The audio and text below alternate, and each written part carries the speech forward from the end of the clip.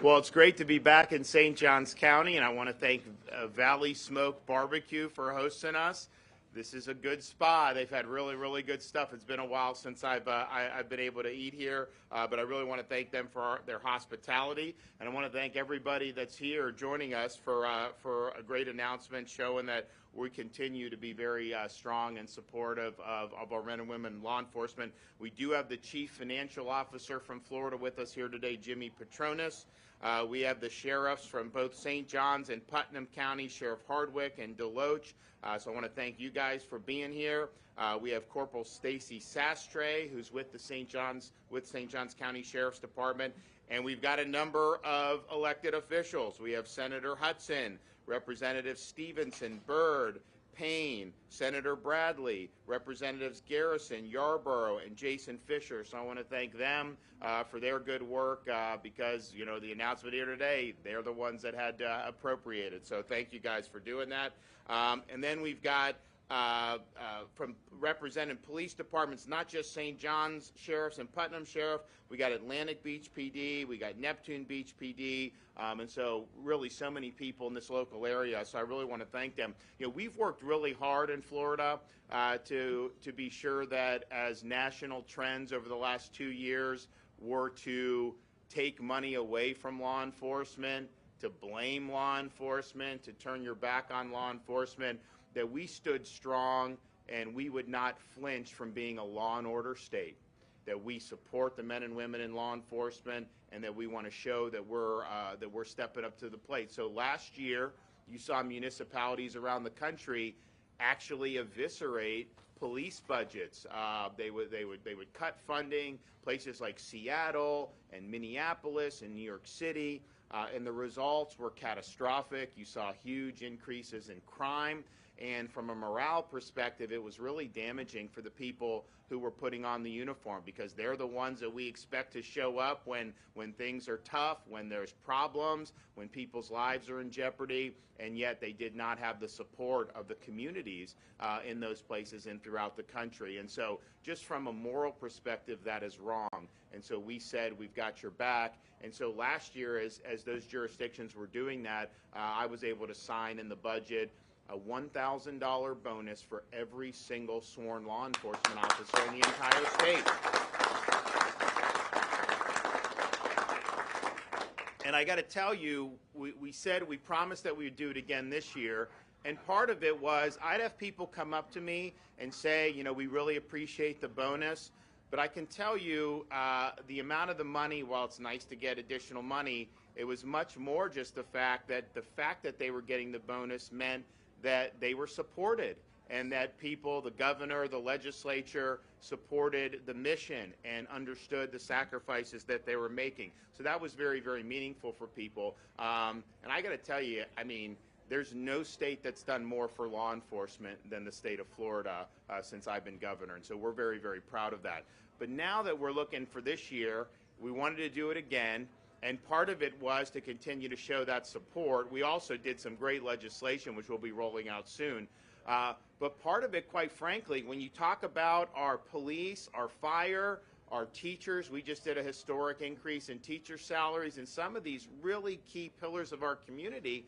You know, you do a bonus because you say thank you, but you also just need to do it to help them deal with Biden inflation that you're seeing. The fact of the matter is, we are seeing huge, crushing inflation, the likes of which this country has not seen for over 4 decades. And they're keeping every indice that comes out always higher and higher. You look at what they're doing with gas prices like we haven't seen in an awful long time. You know, I see Biden, he's going to take out of the Strategic Petroleum Reserve, you know, which is just kind of like a Band-Aid. You know, it's not going to make a sustained change in the trajectory of the price of energy. But he refuses to utilize energy resources in our own country. They will literally go and try to back channel with Nicolas Maduro to beg for oil. They go to OPEC and beg for oil. But they close Keystone. They cancel leases. They're not using ANWR. All these great things that we have the capacity to do. And we were energy independent prior to January 20th, 2021. And so we see the wages of when ideology takes precedent over both national security and the pocketbooks of hardworking Floridians and Americans. And so this inflation, they dismissed it last year, even though they came in and printed trillions and trillions of dollars. Of course you're going to have inflation when you do that. And so now that's a real serious tax that's biting a lot of folks who are working really hard. And of course, you see it with folks in law enforcement. And so the bonuses, I think, were something that we wanted to do, not only because it was the right thing to do in terms of recognition, but it was a necessary thing to do given what we're seeing in the economy. And so, yes, we're going to talk about later on in future events, we're going to talk about HB3, which we did, which is probably the strongest law enforcement recruiting package and support package that any state, has done in modern times. But today, we wanted to say, because we're going through this budget, we're going a lot. There's a lot to go through. But today, I'm happy to say we said we would do $1,000 bonuses 2 years in a row. The legislature responded, and I'm approving $1,000 bonuses for all sworn law enforcement officers, all fire, all EMT in the state of Florida for the second year in a row.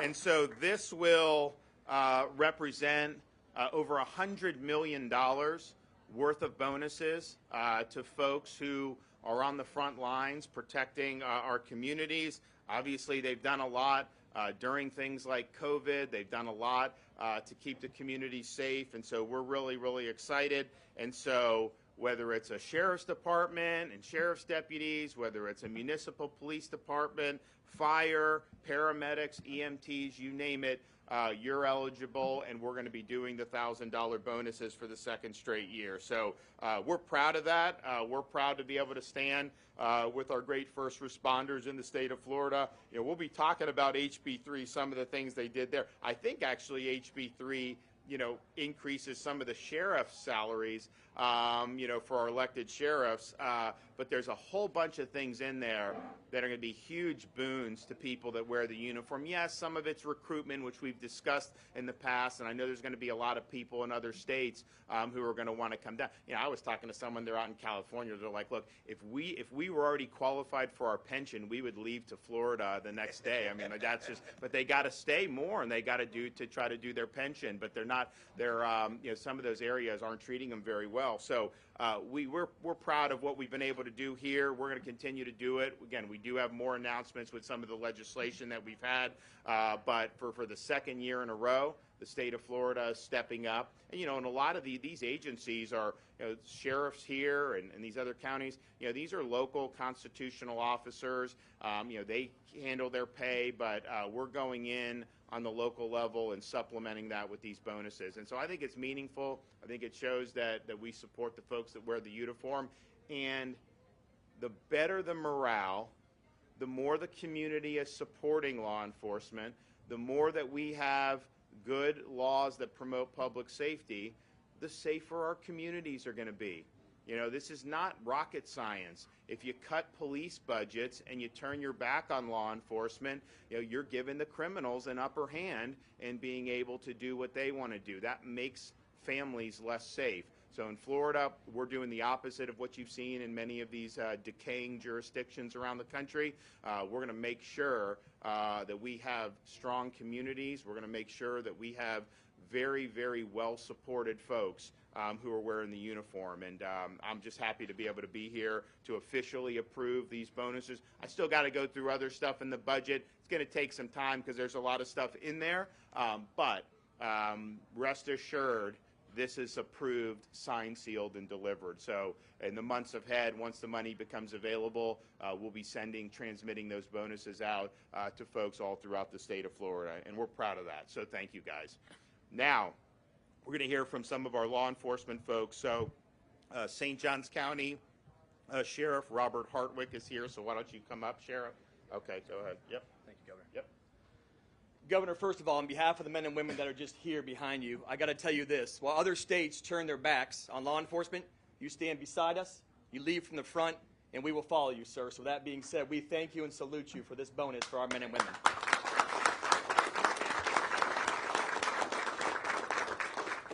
On the approximately 45,000 sworn law enforcement officers in the state of Florida, Governor, this is huge for us too as well. And as we continue to see the gas prices go up, as we continue to see other things go up, like in St. Johns County, the cost of living has increased and continues to increase. And you and members of the Florida House and the Florida Senate, you stand beside us and you fight for us. And I can't wait for you to announce everything that underlies in House Bill 3 because it benefits the men and women that wear this uniform. Me as a simple sheriff here in the state of Florida, I will tell you this, the men and women are committed to providing the safest place to live, work, play, and raise a family in the state of Florida as we grow exponentially every single day. But we can't do it without a man like this who stands in front of us, stands behind us, and also, too, during the good and bad times, we stand together as one.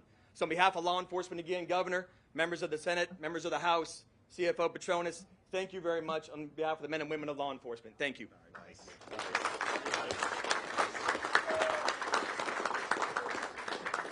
Okay, from Putnam County, Sheriff Gator Deloach.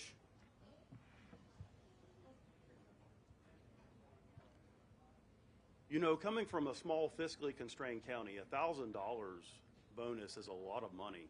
It could mean the difference between buying groceries or even taking a family vacation with inflation the way that it is. And if it hadn't been for Governor DeSantis being proactive about this and pushing forward with the legislature collectively for these bonuses, this would have never came to fruition and we wouldn't be here now. I thank God every day that we don't live in places like Chicago and Baltimore and other areas where police are vilified and demonized and defunded. I would say publicly to anyone that, not necessarily across the nation, but in Florida, there has never been a better time to start a career in law enforcement. And it's all due to the efforts of Governor DeSantis and the members of the Florida legislature who have collectively stood behind us. So, Governor, thank you so much for everything that you and the legislature has done over the last several years to support us and truly has made Florida the most law enforcement friendly state in the nation. Thank you. Thank you. Yeah,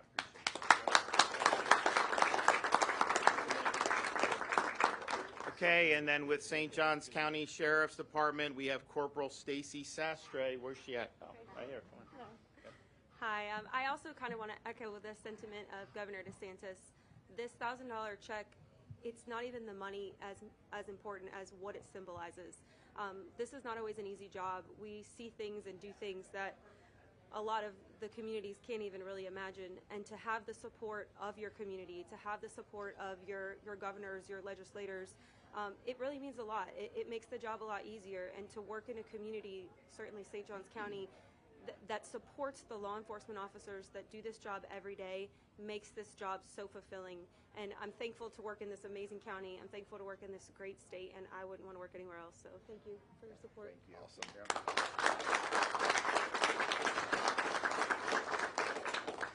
Okay, our Chief Financial Officer, Jimmy Petronas.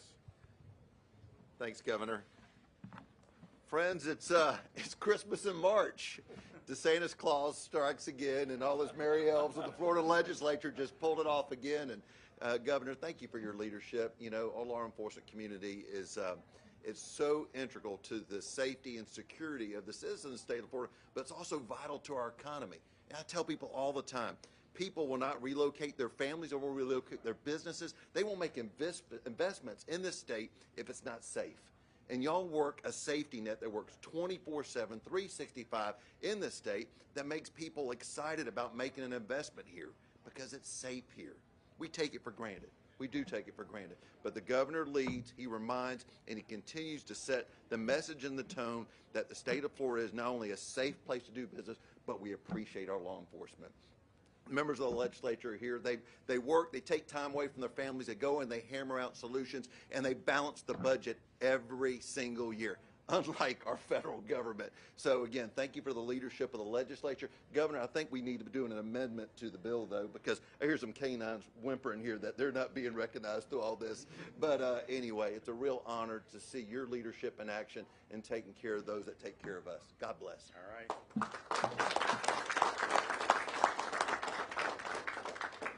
Well, thanks everyone, and we just, again, we really appreciate what you do when you wear the uniform. We know it's important to keep communities safe, and in Florida, we are going to remain committed to being a law and order state, to being a state that stands by the folks who stand for us. Okay, with that, happy to take some questions. Yes, sir. Governor, Representative Spencer Rhodes floated the idea of repealing the Reedy Creek Improvement Act as, a retaliatory act to Disney's position on the parental rights and education bill. Is that something you would support?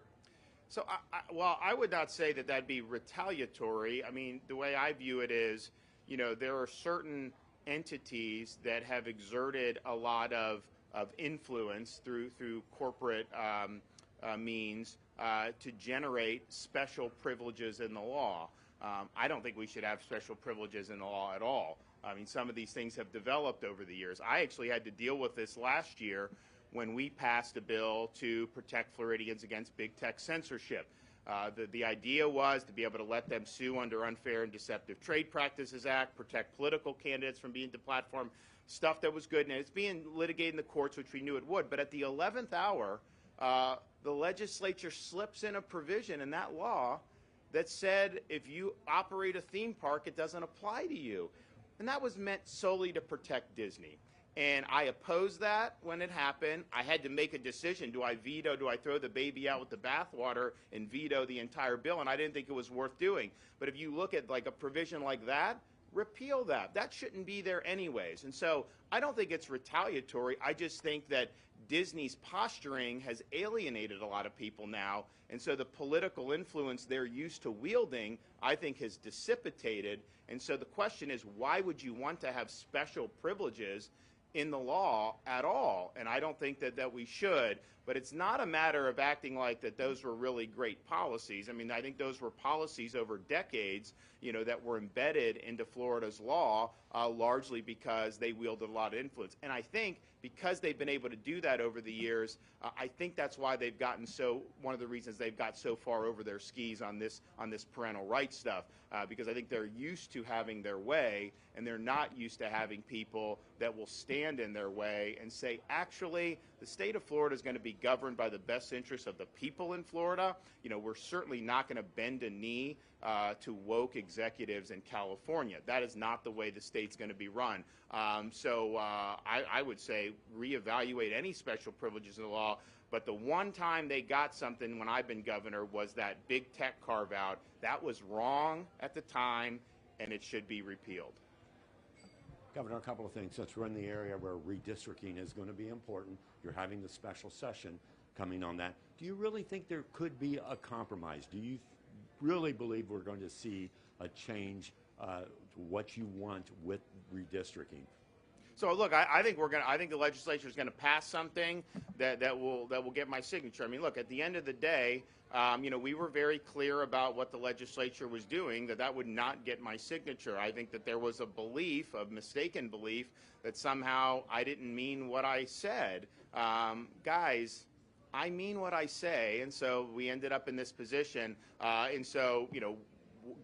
Pass something that will get my signature. There's been a couple proposals that folks in the governor's office have done, some of the lawyers have done. Those will get my signature. If they depart from that, we'll see. But we know certain things can get my signature, and so at the end of the day, I think it's in everybody's best interest to do something, get a product done, and then just move on with the election season.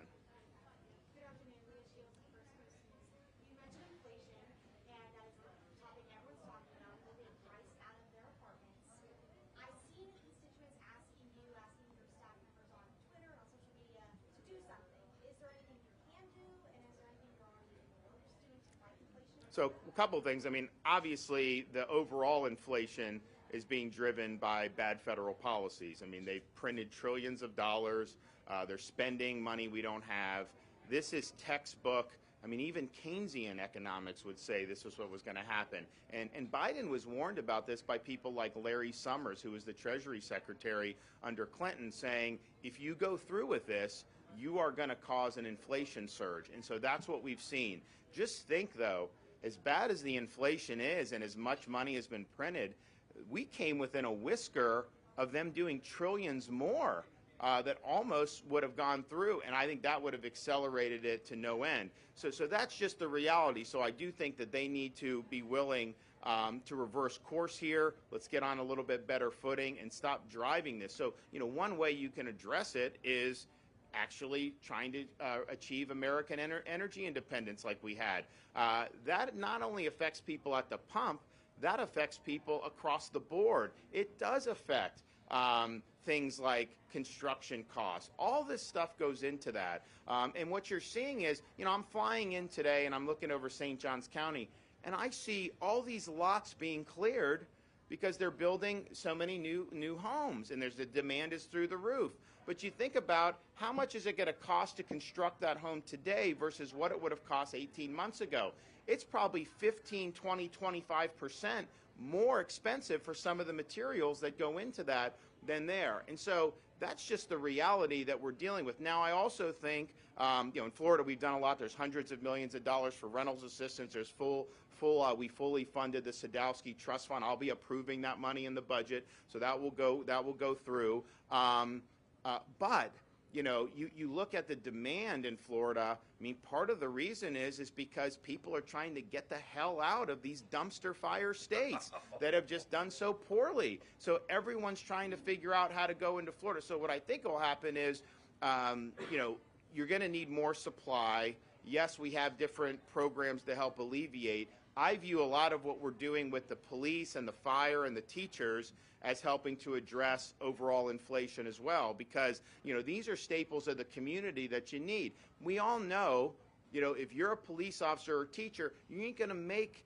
$750,000 a year. That's just the reality, and so you're not immune to these pressures. And so doing things like the biggest pay increase for teachers that we've done in modern Florida history, doing things where we're not only doing $1,000 bonuses for our local police, we're doing, I think it's like a 12% increase for Florida state law enforcement, FDLE, Highway Patrol, all of those folks. I mean, that's really, really meaningful for them. So I think we'll be doing things in a variety of ways, but make no mistake about it. Prior to Biden, we did not have significant inflation in this country or in the state of Florida. Now you're seeing it everywhere, and it's probably the biggest single tax that anyone is paying, because if you made $50,000 in 2020, that did not go as far in 2021. Heck, even if you got 5 or 6% pay increase, you may have lost ground because of all the inflation. And now we continue to see it go very, very aggressively. So this is a really, really big issue, and it's something that is impacting all families in Florida across a wide variety of fronts. Governor, here in Duval County, the city council is looking at potentially suspending its local share of the gas tax, but it can't do so unless either you were to declare a state of emergency and waive a statute that would allow them to do it immediately, or the legislature would have to make a change. Well, we did get a gas tax holiday in the budget. I wanted it to be more extensive. I think that's something that I've supported from the state level, which is helpful. I think one of the problems that we ran into in the legislative session is, as we're saying, we want to give a holiday 26 cents a gallon. The gas was actually going up that much in like a day or two. And so there was a thought, well, they thought a lot of out-of-staters were going to get all this other stuff. But I think it's a way to reduce the pinch, and we definitely would like to have seen even more. We are getting some for that. But as much as I've been a supporter of that, you have to acknowledge that is not ultimately going to solve the problem of high gas prices. It's just not, because if you continue to restrict supply like they've done, now you're hearing Putin say he may choke off some of the gas in Europe. I mean, these will be major upheavals depending on what some of these really rogue governments decide to do with their energy supply. You don't want to be in that situation. And so I think if Biden, he would never do this, but if he took strong action to return America to energy independence, the price that you see for energy is not just a reflection of market conditions now. What's baked into it is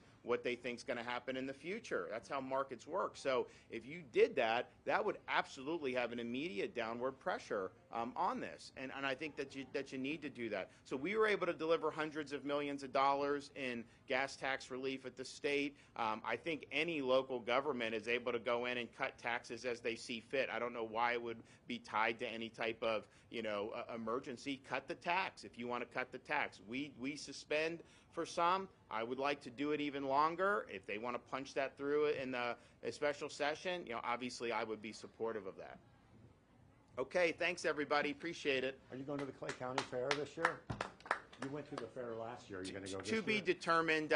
We did the Strawberry Festival and we did the Florida State Fair with the kids, and they have a great time. But I'll tell you, keeping up with them, and now I got Mamie as two in the mix. We can't leave her home anymore. We've got to bring her out there, and my wife and I are trying to figure out how we do that successfully. We may not be at that point yet, so stay tuned. We'll see.